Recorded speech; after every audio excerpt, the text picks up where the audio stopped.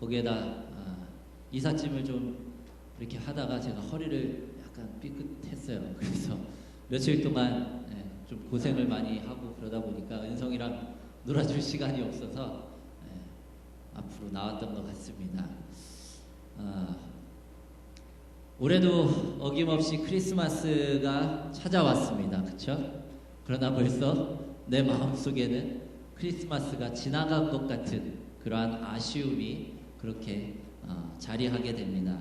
항상 이 크리스마스를 우리가 애타게 기다려오고요. 또한 아이들도 또한 크리스마스에 대한 그러한 설렘이 있습니다. 근데 막상 크리스마스 당일이 되면 왠지 모를 피곤함이 찾아오고 그리고 아쉬움이 더욱더 커가는 것을 볼 수가 있습니다. 찬송가에 수많은 성탄송들이 있습니다. 그렇지만 채 불려지도 못한 채 다시금 1년을 기다리는 그러한 성탄 찬송들이 많이 있습니다. 그리고 얼마 되지 않은 그러한 성탄 장식들이 이제 크리스마스인 오늘이 지나고 나면 다시금 캐캐 묵은 창고로 들어가게 될 것입니다. 그리고 아직 채 보내지 못한 그러한 크리스마스 카드들은 다시금 우리의 서랍장 속으로 간직해야 하는 그러한 아쉬움이 남게 됩니다. 그리고 이제 일주일이 지나면 또한 한 해가 다 가게 되죠. 그래서 더욱더 우리의 마음 한구석에는 아쉬움이 많이 남게 되지 않나라는 생각이 듭니다. 그러나 오늘 우리는요, 이러한 아쉬움을 뒤로 한 채 오늘 하루를 다시 한번 생각을 해보고 또한 이 크리스마스라고 하는 이 날에 그리고 일어나게 될 하나님의 선한 일들에 대해서 함께 나눠보기를 원합니다. 특별히 오늘 말씀 디도서 2장에 있는 그러한 말씀을 가지고 함께 나누길 원합니다. 크리스마스 하면 뭐니 해도 마태복음과 누가복음의 예수님의 탄생 이야기를 해야 되지 않을까라는 그러한 생각을 하게 됩니다. 그러나 오늘은요, 이 크리스마스를 통해서 하나님께서 어떻게 역사하시고 또한 무엇을 이루길 원하시는지를 우리가 함께 나누길 원합니다. 오늘 본문 말씀 11절은 이렇게 시작합니다.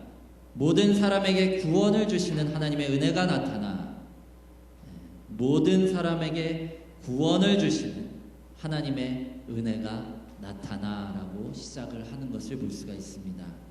여기에서 모든 사람에게 구원을 주시는 하나님의 은혜는 무엇입니까? 아마 여러분들이 잘 알고 계실 것입니다. 그 은혜가 나타났다라고 하는 말은 또한 무슨 의미인지 여러분들은 잘 아실 겁니다. 바로 예수 그리스도께서 나셨다라고 하는 의미임을 여러분들은 아실 겁니다.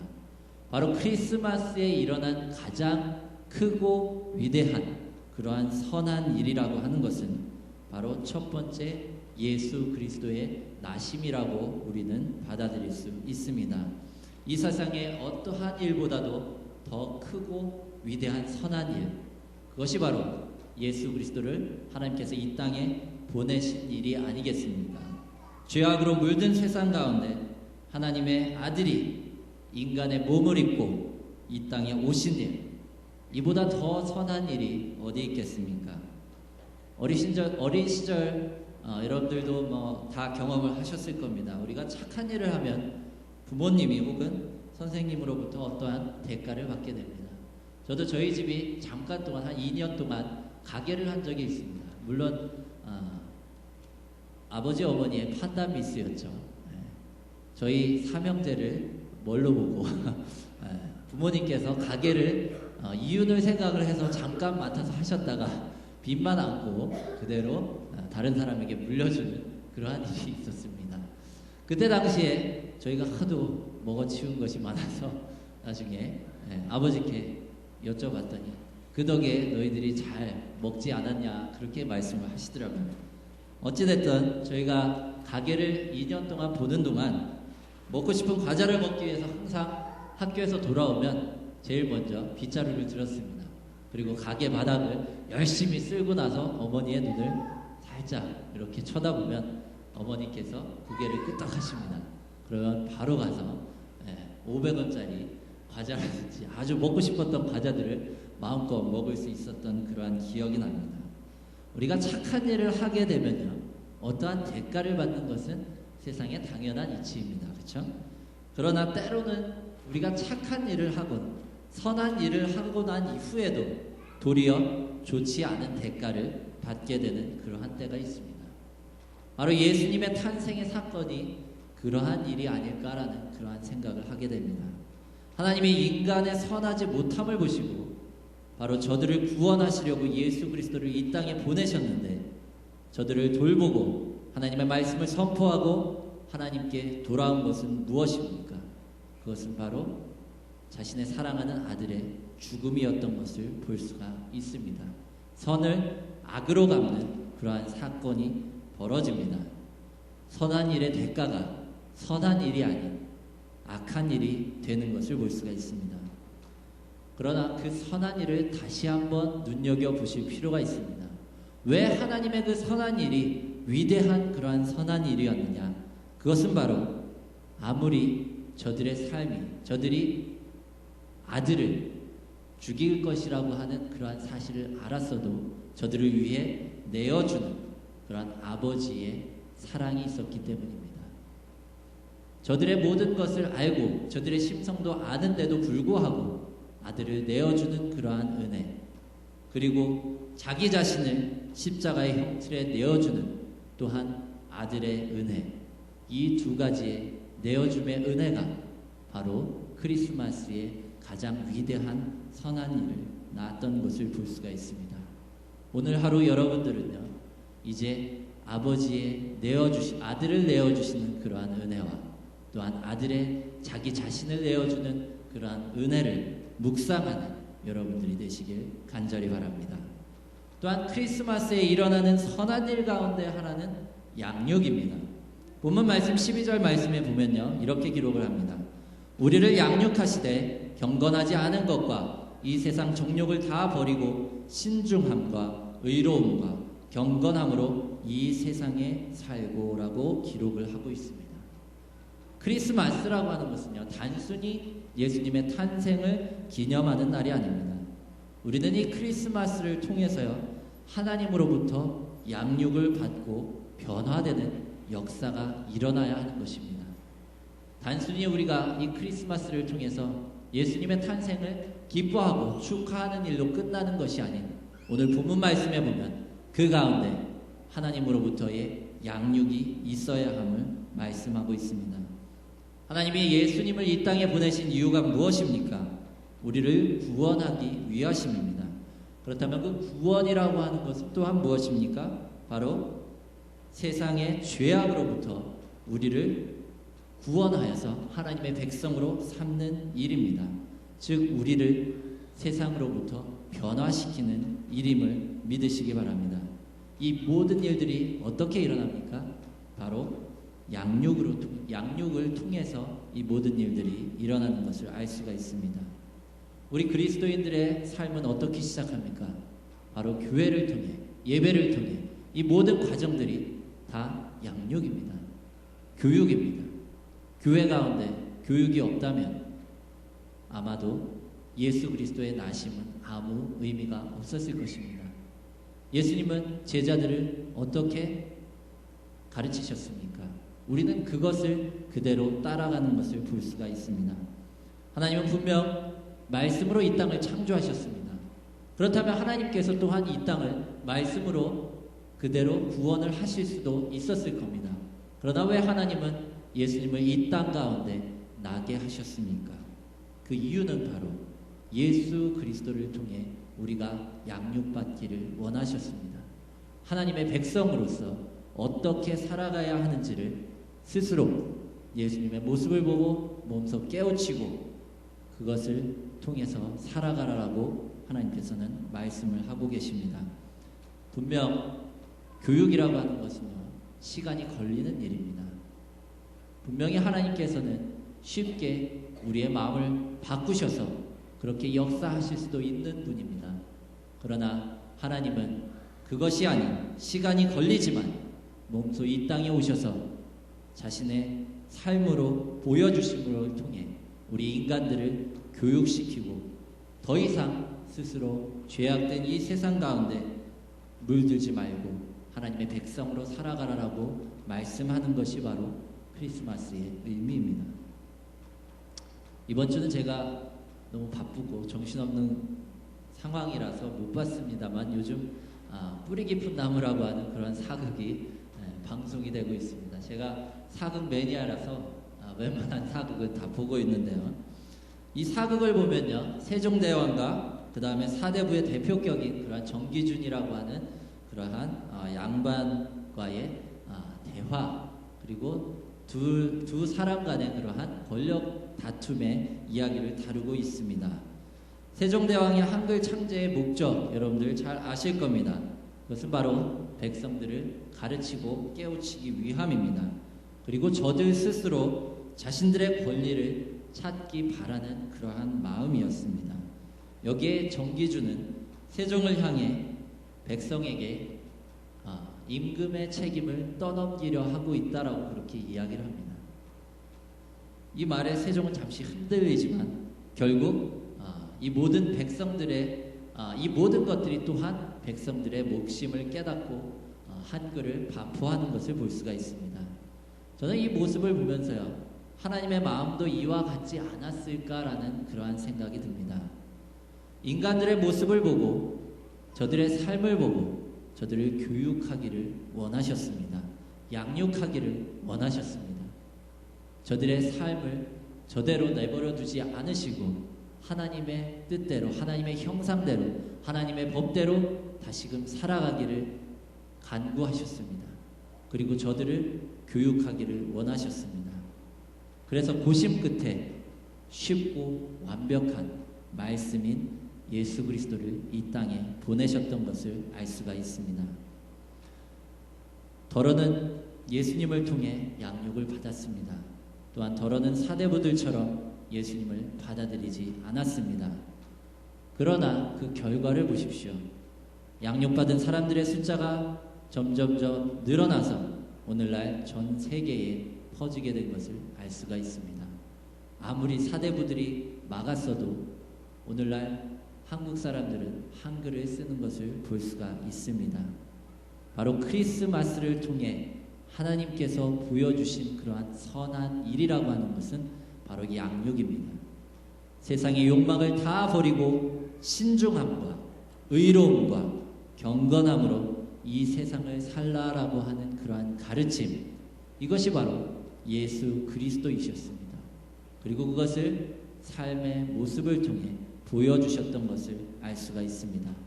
이제 우리는요, 이 가르침을 받아서 신중하고 의롭고 경건하게 하루하루를 사시는 여러분들이 되시길 진심으로 바랍니다. 그 다음에 크리스마스에 일어난 또 하나의 선한 일은 무엇입니까? 본문 13절 말씀에 보면요, 복스러운 소망과 우리의 크신 하나님 구주 예수 그리스도의 영광이 나타나심을 기다리게 하셨으니 라고 기록합니다. 이제 오늘로 대강절 4주간의 기간이 마쳐집니다. 그리고 크리스마스도 이제 오늘 자정을 빌어서 마쳐지게 됩니다. 아쉬움이 남기 마련입니다. 아이들은 이제 한동안 캔디 구경을 못하게 될 것이고요. 또한 저들이 원하는 그러한 물품을 가서 부모님께 사달라고 그렇게 이야기할 수 없을 것입니다. 그러나 하나님의 선한 역사는요, 올해는 끝나는 것이 아닙니다.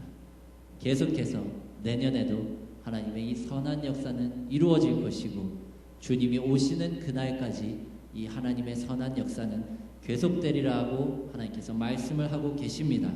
다시 이야기하면 바로 크리스마스를 통해 하나님께서 우리에게 일깨워 주시는 선한 일은요, 바로 우리에게 복된 소망을 주셨다라고 하는 것입니다. 그 소망을 기다리며 인내하며 나아가는 그리스도인들, 그것이 바로 하나님께서 우리에게 허락하시는 그러한 그리스도인의 모습입니다. 다시 말하면요, 짧게는 내년 크리스마스가 오기를 여러분들은 기다리시면 됩니다. 길게는요, 다시 오실 예수 그리스도를 기다리는 마음으로 예수 그리스도께서 영광 가운데 우리 가운데 오실 것을 소망하는 그 소망의 인내를 이루는 여러분들이 되시길 간절히 바랍니다. 바로 하나님이 우리에게 보여주시는 크리스마스의 또 하나의 선한 일, 그것은 바로 복스러운 소망을 기다리는 것입니다. 그렇다면 우리는 기다리는 동안 그냥 가만히 있을 수는 없잖아요. 그죠? 무엇을 해야 할까요? 오늘 본문 말씀 마지막 절을 여러분들이 한번 봅시다.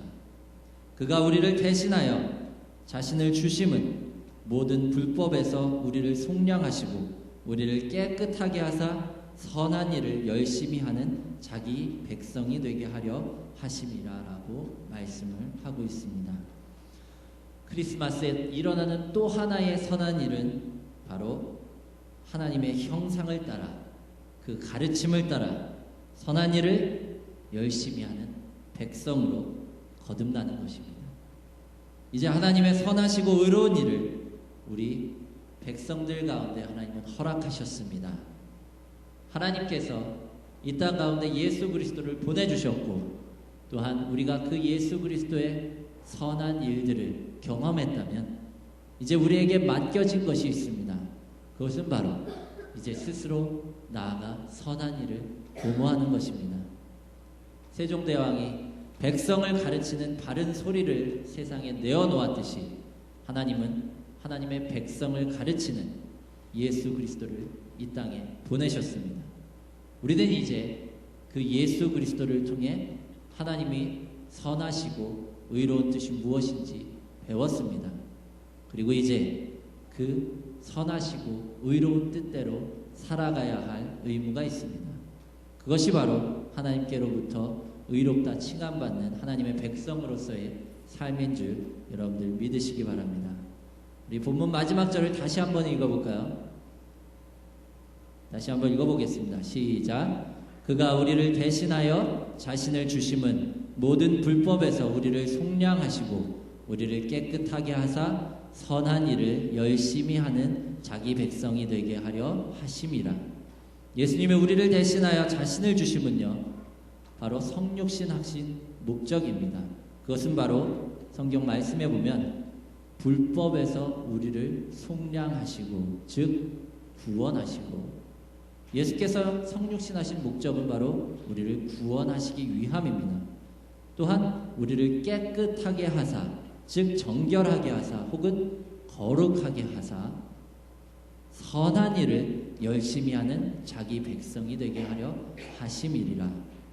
다시 생각을 해보면 크리스마스에 구원받은 하나님의 백성의 삶은요 바로 선한 일을 열심히 도모하는 삶이어야 한다는 것입니다. 예수님께서 우리를 구원하신 이유, 우리를 거룩한 하나님의 백성이라고 칭하신 이유는 바로 선한 일을 열심히 도모하는 백성으로 살아가라라고 하는 그러한 의미가 담겨져 있는 것을 알 수가 있습니다. 열심이라고 하는 것을 영어 성경에 보면요 zealous라고 하는 그러한 표현을 씁니다. 얼핏 단어를 제대로 안 보면요 질투하다라고 하는 그러한 단어의 zealous에서 앞에 글자만 다른 것을 볼 수가 있습니다. 제 마구잡이로 해석을 해보면 열정적이다라고 하는 것은 질투하는 그러한 마음처럼 그렇게 무언가를 향해 자기가 정말로 빠져가지고 다른 사람보다 더 열심히 더 잘하려고 하는 그러한 것이 아닌가라는 그러한 생각을 해보게 됩니다. 다시 이야기하면 바로 우리가 선한 일을 도모함에 있어 길 가다가 그냥 선한 일이 보여서 그냥 뭔가 도와줄 것이 있어서 그렇게 하는 것이 아닌 바로 열정적으로 쟁취하는 그러한 모습을 우리가 하나님께서는 요구하시는 것을 알 수가 있습니다. 다시 이야기하면 우리가 이 크리스마스에 선한 일을 도모함에 있어 열성적으로 하시는 여러분들이 되시길 바랍니다. 그냥저냥 하는 것이 아닌 찾아다니면서 하나님의 선한 일을 도모하는 여러분들이 되시길 바랍니다. 크리스마스에 하나님의 구원받은 백성으로서 열성적으로 하나님의 선한 일을 도모하는 자들, 그것이 바로 하나님의 거룩한 백성들의 삶입니다. 이제 선을 행하는데 망설이지 마십시오. 욕심을 내어서 그저 행하는 여러분들이 되시길 간절히 바랍니다. 이제 우리는 다시 올 크리스마스를 또한 기다립니다. 1년 동안 우리는 기다리게 될 것이고요. 또한 이제 예수께서 다시 오실 그날까지 우리는 또한 크리스마스를 기다릴 것입니다. 그 기간 동안 우리는 무엇을 해야 합니까? 열심히 하나님으로부터 양육을 받아야 합니다. 그리고 또한 우리는 열심히 예배하는 일과 기도하는 일과 이웃을 돕는 일과 남을 위해 자신을 내어주는 그러한 선한 일에 열정적으로 나아가는 여러분들이 되시길 간절히 바랍니다. 주님께서 오시는 날까지 열정적으로 하나님의 선한 일을 도모하십시오. 그것이 이 크리스마스에 예수께서 나신 의미이며 또한 우리에게 전해주시는 하나님의 메시지임을 들으시길 바랍니다. 기도하겠습니다. 사랑이 많으신 아버지 하나님, 우리의 삶이 온전히 하나님 앞에 드려지길 원합니다. 이 크리스마스가 이제 다 가고 또한 새로운 크리스마스를 우리는 기다릴 것입니다. 그 기간 동안 열심히 하나님을 예배하고 기도하며 이웃을 찾아가 하나님의 선한 일들을 도모하는 우리 그리스도인들이 될 수 있도록 하나님께서 인도하여 주시옵소서. 그리고 예수께서 이 땅에 다시 오실 때에 정말로 하나님 앞에 부끄럼 없는 그러한 그리스도인들로 설 수 있도록 하나님 인도하여 주시옵소서. 우리를 양육하여 주시고 우리 가운데 성령으로 인도하여 주시옵소서. 예수 그리스도의 이름으로 기도했습니다. 아멘. 우리 찬송가 123장